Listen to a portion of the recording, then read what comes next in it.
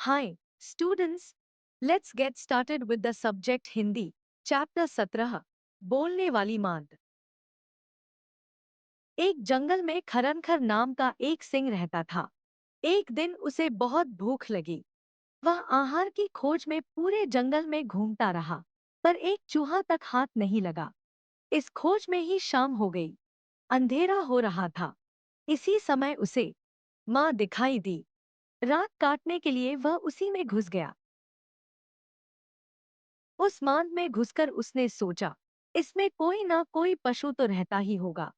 जब वह विश्राम करने के लिए इसमें घुसेगा, मैं उसे दबोच। यह सोचकर वह उस मांद में एक और छिपकर बैठ गया। उस मांद में दधीपुच्छ नाम का एक सियार रहा करता था। वह मांद की ओर आ रहा था। मांद के द्वार पर आकर उसने देखा तो उसे सिंह के पैरों के चिन्ह दिखाई दिए।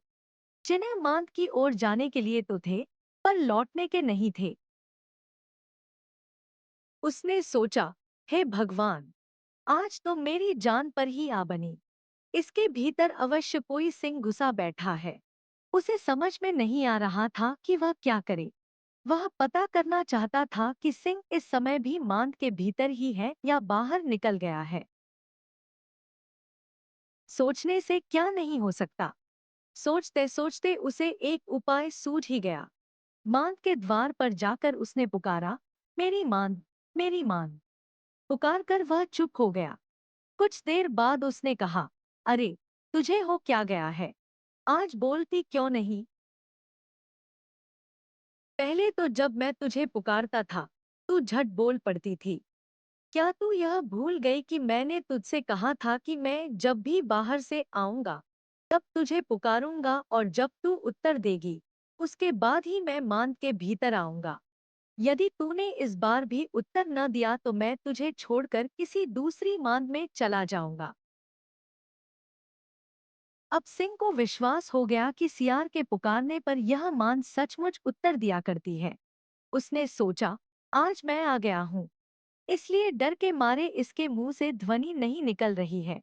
उसने सोचा, यह मांद नहीं बोलती है तो कोई बात नहीं, इसके स्थान पर मैं ही उत्तर दे देता हूँ। यदि चुप रहा तो हाथ आया शिकार भी चला जाएगा। यह सोचकर सिंह ने उसका उत्तर दे दिया। उसकी दहाड़ से वह मांद तो गूंज ही उठी। आसपास के पशु भी चौकन्ने हो गए। सियार वहां से यही कहते हुए चंपत हो गया कि इस वन में रहते हुए मैं बूढ़ा हो गया, पर आज तक कभी किसी मांद को बोलते हुए नहीं सुना।